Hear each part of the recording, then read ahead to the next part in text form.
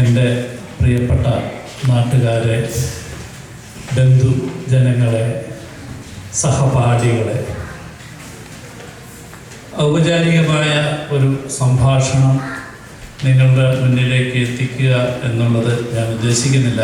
കാരണം എൻ്റെ മുന്നിൽ ഇരിക്കുന്ന നിങ്ങളുടെയൊക്കെ കണ്ണുകളിലൂടെ ഞാൻ എൻ്റെ നാടിൻ്റെ സ്നേഹം അറിഞ്ഞുകൊണ്ടാണ് ഞാനിവിടെ നിൽക്കുന്നത്. പ്രത്യേകിച്ച് കുറ്റപ്പുഴ, കിഴക്കമ്പത്തൂർ, പായിപ്പാട്, ഇങ്ങനെ നീണ്ടുപോകുന്ന വലിയ നിരകളിൽ ഉള്ള എൻ്റെ സുഹൃത്തുക്കൾ. ഓണത്തിനെക്കുറിച്ച് പ്രസിഡന്റ് പ്രയോഗിക്കാവുന്ന എല്ലാ നല്ല വാക്കുകളും പറഞ്ഞു കഴിഞ്ഞു. ഞാൻ ഓർക്കുമായിരുന്നു, തുമ്പപ്പൂവ് തൊട്ട് വള്ളംകളി വരെയുള്ള എല്ലാ വാക്കുകളും അദ്ദേഹം പറഞ്ഞു കഴിഞ്ഞു. അതുകൊണ്ട് തന്നെ പ്രത്യേകിച്ച് ഞാൻ ഓണത്തിനെക്കുറിച്ച് എന്തെങ്കിലും കൂടുതലായി പറയാൻ ഉദ്ദേശിക്കുന്നില്ല. പക്ഷെങ്കിൽ ഫ്രണ്ട്സ് ഓഫ് തിരുവല്ല അല്ലെങ്കിൽ തിരുവല്ല അസോസിയേഷനെ ഒക്കെ സംബന്ധിച്ചിടത്തോളം കഴിഞ്ഞ 3 സ്റ്റേറ്റുകളിലായി ഈ വർഷത്തെ ഒരു മഹാബലിയുടെ റോഡിലേക്ക് ഞാൻ വന്നിരിക്കുന്നു എന്ന് പറയുന്നതിൽ വലിയൊരു സന്തോഷമുണ്ട്. കാരണം നിങ്ങളോടൊപ്പം ന്യൂയോർക്കിൽ ഓണം ആഘോഷിച്ചു, ഡാളസിൽ ഓണം ആഘോഷിച്ചു, ഇന്ന് ഇവിടെ ഹൂസ്റ്റണിലും നിങ്ങളോടൊപ്പം ഓണം ആഘോഷിക്കുവാൻ എത്തുന്നു എന്ന് പറയുന്നത് വലിയൊരു സന്തോഷമുണ്ട്. ഓണത്തിനെ സംബന്ധിച്ചിടത്തോളം നമുക്ക് പറയുമ്പോൾ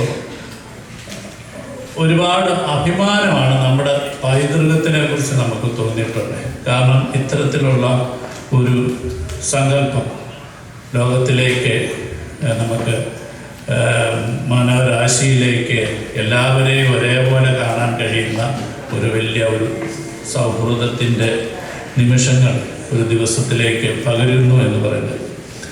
അതോടൊപ്പം തന്നെ ഞാൻ ആദ്യം തന്നെ പറയേണ്ടിയിരുന്നു, ഞാൻ ഇന്ന് ഇവിടെ വന്ന് നിൽക്കുന്നതിൻ്റെ ഒന്നാമത്തെ കാരണക്കാരൻ ഉമ്മച്ചനാണ്. ഞാൻ എൻ്റെ മനസ്സിൽ എവിടെയോ ഒരു പ്ലാൻ മാത്രമുള്ളായിരുന്നു US വരുന്നത്. അപ്പം ഉമ്മച്ചൻ പറഞ്ഞില്ല, വരണം എന്ന് പറഞ്ഞിട്ട്.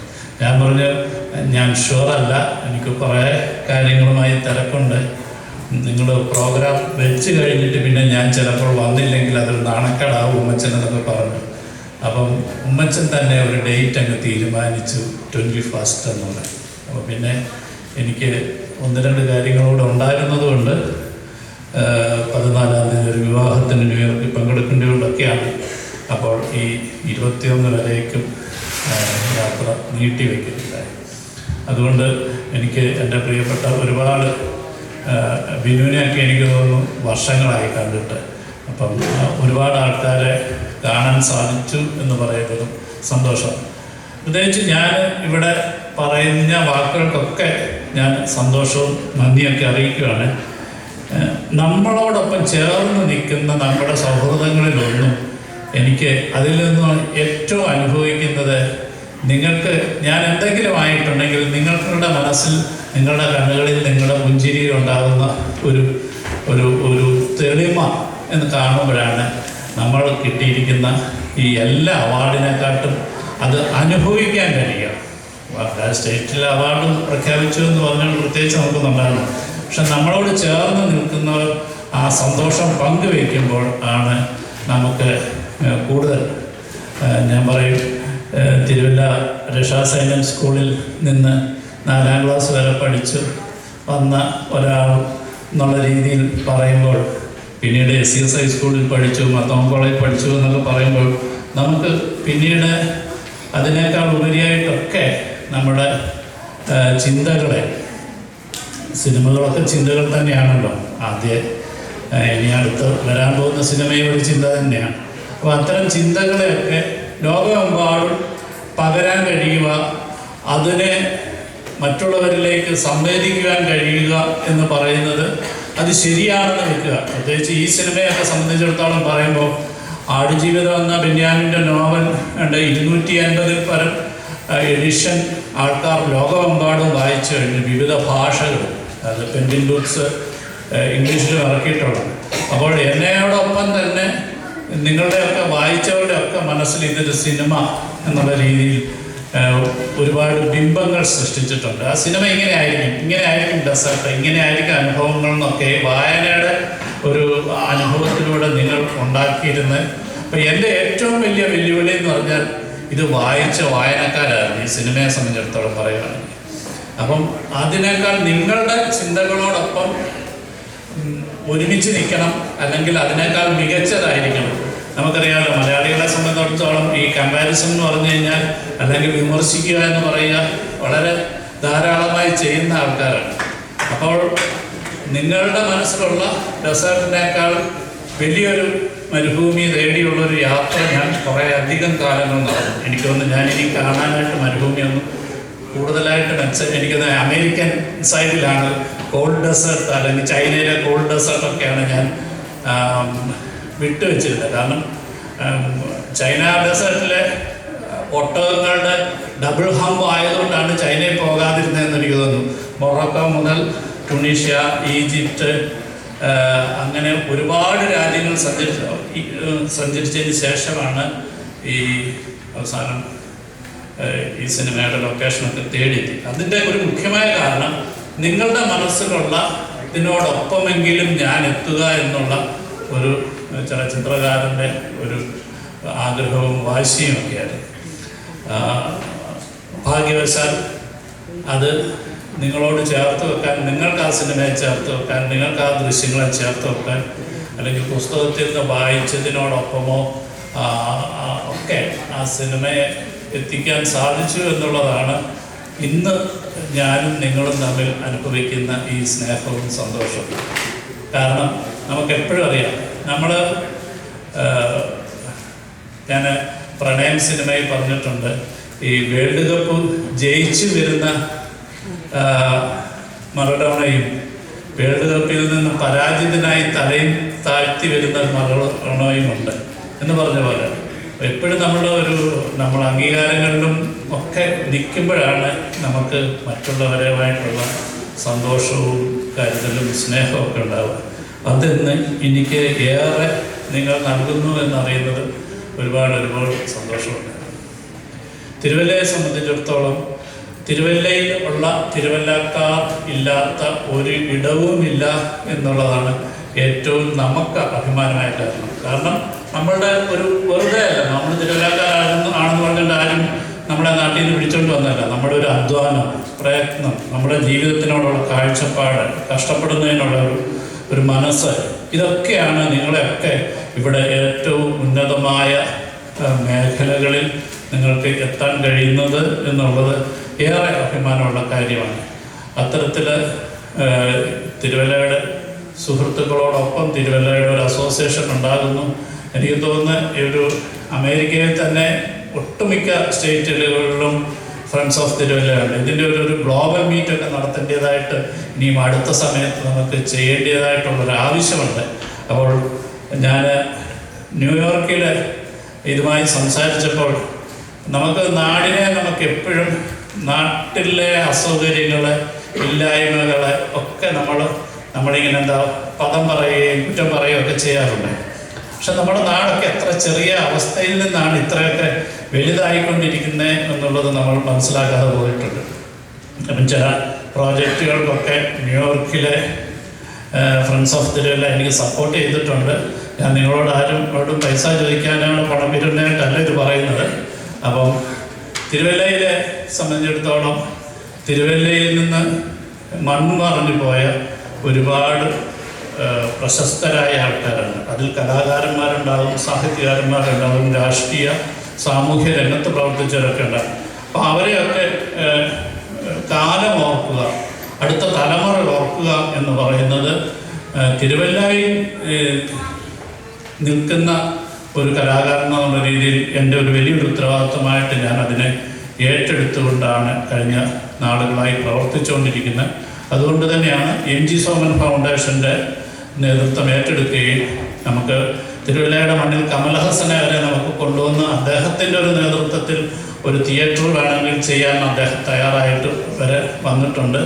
ഒപ്പം തന്നെ നമുക്കറിയാം, ഇന്ന് കഴിഞ്ഞ ദിവസം കവിയൂർ പൊന്നമ്മ ചേച്ചി, കവിയൂർ എന്ന ഗ്രാമം നമ്മളോട് ചേർന്ന് നിൽക്കുന്ന ഒരു ഇടം കൂടിയാണ്. പൊന്നമ്മ ചേച്ചിയുടെ ദേഹവിയോഗം ഇത് തിരുവല്ലയിൽ വളരെ തിരുവല്ലയിൽ അതിൽ അവർക്കുള്ള ആദരാഞ്ജലികൾ അർപ്പിക്കുക എന്ന് പറയുന്ന ഒരു സാംസ്കാരിക സംഘടനയുടെ ഏറ്റവും ആവശ്യമുള്ള ഒരു കാര്യമാണ്. കാരണം നമുക്ക് നമ്മളിൽ നിന്ന് നഷ്ടപ്പെട്ടു പോയ, എനിക്ക് തോന്നുന്നു അതിൻ്റെ ഒരു തുടക്കം ഞാൻ എൻ്റെ നാട്ടിലേക്ക് മെസ്സേജ് അയച്ച് ഞാൻ ചെന്ന് കഴിഞ്ഞാൽ ഉടനെ അടുത്ത ദിവസം അത്തരത്തിലുള്ള ഒരു ക്രമീകരണങ്ങൾ നടത്തുന്നുണ്ട്. കാരണം ഇതെന്തിനാണെന്ന് വെച്ച് കഴിഞ്ഞാൽ അവർ സിനിമയിലൂടെയാണ് അവരുടെ പ്രത്യേകിച്ചൊരു പാട്ടുകാരി എന്നുള്ള രീതിയിൽ LPR വർമ്മയുടെ ഒക്കെ ഒരു ശിഷ്യയായിട്ട് വന്നിട്ട് ഒരു പാട്ടുകാരി എന്നുള്ള രീതിയിൽ വന്ന് ചലച്ചിത്രത്തിൽ 500ഓളം സിനിമകൾ അഭിനയിച്ചു എന്ന് എനിക്ക് തോന്നുന്നു. അങ്ങനെ ഒരുപാട് പ്രഗത്ഭരായ ആൾക്കാർ നമ്മുടെ നാട്ടിൽ ജീവിച്ചിരുന്നു എന്ന് പറയുന്നത് വരും തലമുറയ്ക്ക് അതിനെക്കുറിച്ച് നല്ല ബോധ്യമുണ്ടാകുക. അത്തരത്തിൽ ഇപ്പം ഞാൻ പലപ്പോഴും പറയാറുണ്ട്, ശ്രീ KG ജോർജ് എന്ന് പറയുന്ന ഒരാൾ, പുളക്കാട്ടിൽ ഗീവറീസ് ജോർജ് എന്ന് പറയുന്ന ഒരാൾ പൂന ഫിലിം ഇൻസ്റ്റിറ്റ്യൂട്ടിൽ പോയി പഠിക്കുന്നു എന്ന് കേട്ടപ്പോഴാണ് എനിക്ക് ഈ സിനിമയെക്കുറിച്ച് ആധികാരികമായി പഠിക്കണമെന്ന് ആഗ്രഹമാണ്. പിന്നീട് അദ്ദേഹത്തിനോടൊപ്പം അസിസ്റ്റൻ്റായിട്ട് വർക്ക് ചെയ്യാനായിട്ട് ഒരുപാട് ഞാൻ ആഗ്രഹിച്ചെങ്കിൽ പോലും എനിക്കത് സാധിച്ചില്ല. അദ്ദേഹം ഈ 24-ാം തീയതി മരിച്ചിട്ട് 1 വർഷമാകുകയാണ്. അപ്പോൾ തിരുവല്ലയ്ക്ക് അദ്ദേഹം, അല്ലെങ്കിൽ തിരുവല്ലയിൽ പിന്നീട് അദ്ദേഹത്തിൻ്റെ ജീവിതം തിരുവല്ലയിലായിരുന്നില്ല എങ്കിൽ പോലും KG ജോർജ് എന്ന് പറയുന്ന ഒരു പ്രതിഭ ഉണ്ടായതുകൊണ്ടാണ് തീർച്ചയായിട്ടും ബ്ലസ്സി എന്നൊരാൾക്ക് സിനിമയോട് മോഹം ഉണ്ടായതെന്ന് എനിക്ക് വളരെ ശക്തമായിട്ട് പറയാം. എന്ന് പറഞ്ഞതുപോലെ തന്നെയാണ് നമ്മുടെ അടുത്ത തലമുറയിലേക്കുള്ള കലാകാരന്മാരെയും സാഹിത്യകാരന്മാരെയും രാഷ്ട്രീയക്കാരെയും ഒക്കെ ഇതിന് നമ്മൾ ജോൺ ജേക്കബ് എന്ന് പറയുന്ന ഒരാൾ, ഇപ്പോൾ പുതിയ തലമുറയിൽപ്പെട്ട ഒരാൾക്ക് ആ ആളുടെ ഒരു മോഹം പോലും ഓർക്കാൻ പറ്റുന്നില്ല. അപ്പോൾ ഞാൻ ഈ അടുത്ത സമയത്തല്ല കുറേ നാളുകൾക്ക് മുമ്പ് തിരുവല്ലയിലെ KSRTC ബസ് സ്റ്റാൻഡ് തിരുവല്ലയുടെ ചരിത്രം പറയുന്ന ഒരു മ്യൂസിയമായി മാറണം എന്നുള്ളതാണ് എൻ്റെ ഏറ്റവും അടുത്ത സ്വപ്നം സിനിമയേക്കാൾ. കാരണം തിരുവല്ലയെ വെണ്ണിക്കുളം ഗോപാലകുറുപ്പ് എന്ന് പറഞ്ഞാൽ ഞാൻ എൻ്റെ ചെറിയ പ്രായത്തിൽ പോലും അദ്ദേഹത്തിൻ്റെ കവിതകൾ പഠിക്കാനുണ്ടായിരുന്നാളെ എനിക്ക് അദ്ദേഹത്തിൻ്റെ ഒരു മോഹം എൻ്റെ മനസ്സിൽ ഓർക്കുന്നില്ല. അപ്പം KG ജോർജ് സാറിൻ്റെ ഒരു ഫിലിം ഫെസ്റ്റിവൽ നടത്തുക, വിദ്യാർത്ഥികൾക്ക് അതിൻ്റെ പഠനം ഉണ്ടാക്കുക, ഇത്തരത്തിലുള്ള സാംസ്കാരികമായ ഒരു മുന്നേറ്റം തിരുവല്ലയ്ക്ക് ആവശ്യമുണ്ട്. അതിനെക്കുറിച്ചൊക്കെ ഉള്ള ഡീറ്റെയിൽസ് ഒക്കെ ഞാൻ ഉമ്മച്ചനുമായിട്ട് ഞാൻ എന്നും വിളിക്കുന്ന ഒരാളായതുകൊണ്ട് ഞാൻ നിങ്ങൾക്ക് കൈമാറുന്നതായിരിക്കാം. ആർക്കും ഒരു നിർബന്ധവുമില്ല. നാടിനെ സ്നേഹിക്കുന്ന കൂട്ടത്തിൽ നാടിൻ്റെ സംസ്കാരം നാളത്തെ തലമുറയിൽ നിൽക്കുന്ന തരത്തിലുള്ള നിങ്ങളുടെ ഭാഗത്തു നിന്നുള്ള സപ്പോർട്ട് ഉണ്ടാകും എന്നുള്ള ഒരു വലിയ പ്രതീക്ഷയാണ്. എനിക്ക് തോന്നുന്നു ഇപ്പം തന്നെ അതിനൊരു തുടക്കം എന്നുള്ള രീതിയിൽ കവിയൂർ പൊന്നമ്മ ചേച്ചിയോടുള്ള ആദരസൂചകമായി നമുക്ക് ഒരു നിമിഷം എഴുന്നേൽക്കും.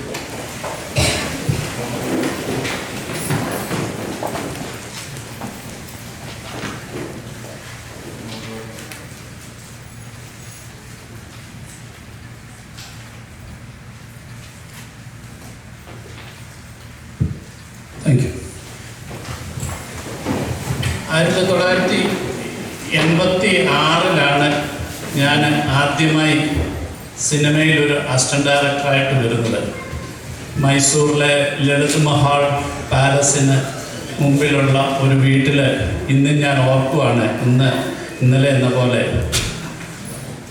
മമ്മയോട് പിണങ്ങിപ്പോകുന്ന സോളമൻ, നമുക്ക് വാർക്കാൻ മുന്തിരിത്തോപ്പുകൾ എന്ന സിനിമയിലെ ഒരു ടാങ്കർ ലോറിയിലോട്ട് കയറാൻ വേണ്ടി തുടങ്ങുമ്പോൾ മമ്മ എന്ന് പറയുന്നത് കവിയൂർ പൊന്നമ്മ ചേച്ചിയാണ്. മമ്മയുമായി പിണങ്ങിപ്പോകുന്ന സോളമൻ എന്ന മോഹൻലാലിൻ്റെ ആ സീനാണ് ആദ്യമായി ഞാൻ അസിസ്റ്റന്റ് ഡയറക്ടറായിട്ട് എൻ്റെ ലൈഫ് തുടങ്ങിയത് എന്ന് പറയും. അപ്പം ഞാൻ പലപ്പോഴും ഈ ചേച്ചിയെടുത്ത് നമ്മുടെ ഒരു നാട്ടുകാരൻ എന്നുള്ള രീതിയിൽ, തിരുവല്ലക്കാരൻ എന്നുള്ള രീതിയിൽ ചേച്ചിയുമായിട്ട് ഒരുപാട് അടുത്ത് നിന്ന് ഞാൻ സംസാരിക്കുമായിരുന്നു. ഞാൻ എപ്പോഴും ചേച്ചിയെടുത്ത് പറയും, എൻ്റെ അമ്മച്ചിക്കും ചേച്ചിയുടെ മുഖമാണ് ഞാൻ പറയുമായിരുന്നു. കാരണം വട്ടത്തിലൊക്കെയുള്ള എൻ്റെ അമ്മയൊക്കെ ചട്ടയും മുണ്ടും ഒക്കെ കൊടുത്തിരിക്കുന്ന ആൾക്കാരാണ്. അപ്പം അങ്ങനെയുള്ളൊരു ചേച്ചിയെടുത്ത് ആ ഒരു അമ്മയുടെ ഒരു സൗഹൃദം എനിക്കെന്നുള്ളതല്ല, മലയാളികൾക്കൊക്കെ നമ്മുടെ സിനിമ കാണുന്ന ഒരുപാട് ആൾക്കാരുടെ മനസ്സിൽ ഒരു അമ്മ എന്നുള്ള മലയാളത്തിൻ്റെ ഒരു സിനിമയിലെ ഒരു അമ്മ എന്നുള്ള രീതിയിൽ നമ്മൾ ഒരുപാട് സ്നേഹം നൽകിയിട്ടുള്ളതാണ്. ആ അമ്മയുടെ ഒരു ദേഹവിയോഗം എന്ന് പറയുന്നത് എന്നും ദേഹവിയോഗങ്ങൾ അനിവാര്യമാണ്. അതിനോടുള്ള നമ്മുടെ ഒരു അനുശോചനം അറിയിക്കുവാൻ കഴിഞ്ഞത് വളരെ നല്ല കാര്യം. അപ്പോൾ ഇത്തരത്തിലുള്ള ഒരു നമ്മുടെ നാടിനെ നമ്മൾ ഓർക്കുകയും നാടിനെക്കുറിച്ച് സ്മരണ പുലർത്തുകയും ചെയ്യുന്നതോടൊപ്പം അതിനൊക്കെ ഉണ്ടാകാവുന്ന ഒരു ഓരോരുത്തർക്കും ഇപ്പോൾ എം ജി സോമന് ഒരു ഫൗണ്ടേഷൻ ഉണ്ടായി എന്ന് പറഞ്ഞ പോലെ എല്ലാവർക്കും അങ്ങനെ ഒരു ഫൗണ്ടേഷൻ ഉണ്ടാക്കാൻ പറ്റത്തില്ല. പക്ഷെങ്കിൽ ഏതെങ്കിലും ഒരു ഇതിൽ ഇവരെയൊക്കെ തിരുവല്ല ബസ് സ്റ്റാൻഡിൽ കൂടെ കടന്നു പോകുമ്പോഴെങ്കിലും ഇതാണോ CK രാസ, എനിക്കൊന്ന് ബെൻസിക്കൊക്കെ നന്നായിട്ട് അറിയുന്ന ഒരാളാണ്. ഞങ്ങളുടെ കാലഘട്ടത്തിൽ YMCAയിലെ വളരെ സജീവമായ ലളിതകലാ അക്കാദമി ചെയർമാൻ വരെ ആയിരുന്ന ഒരാളാണ് CK രാ എന്ന് പറയുന്ന മഹാനായ ഒരു പെയിൻറ്റർ, ചിത്രകാരൻ.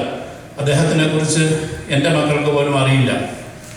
അപ്പം അത് അങ്ങനെ ആയിക്കൂടാ എന്നുള്ള വിഷ്ണുനാരായണൻ നമ്പൂതിരി, അദ്ദേഹത്തിൻ്റെ കവിതകളൊക്കെ നമ്മൾ കോളേജിൽ പഠിച്ചിട്ടുണ്ട്. തിരുവല്ല വെള്ളിയമ്പലത്തിൽ ശാന്തിയായിട്ട് നിന്നിട്ട് പിന്നീട് ട്രിവാൻഡ്രത്തേക്ക് മാറി അവിടെ വെച്ച് മരണപ്പെട്ട ആളാണ്. അപ്പം ഇങ്ങനെയൊക്കെ പറയുന്ന ആൾക്കാരെ കുറിച്ച് ഉള്ള ഒരു ചരിത്രബോധം തിരുവല്ലയിൽ സൃഷ്ടിക്കണം. ചിലപ്പം നാളെ ഒരുപാട് ഔന്നത്യങ്ങളിലേക്ക് എത്തുന്ന നിങ്ങളിൽ ഒരാളോ അതിലൊരാളാവും എന്നുള്ളത് തീർച്ചയാണ്. അപ്പോൾ അങ്ങനെയാണല്ലോ ചരിത്രം രേഖപ്പെടുത്തുന്നത്. അതിന് നമുക്ക് കഴിയണം.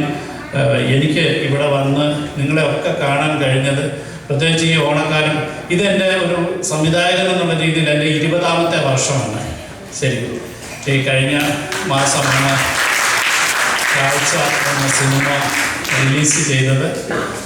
20 വർഷത്തിൽ ഒരു 8 സിനിമ ചെയ്യാനുള്ള ഒരു അവസരമുണ്ടായി. ചിലർ 8 ചെയ്തുള്ളൂ.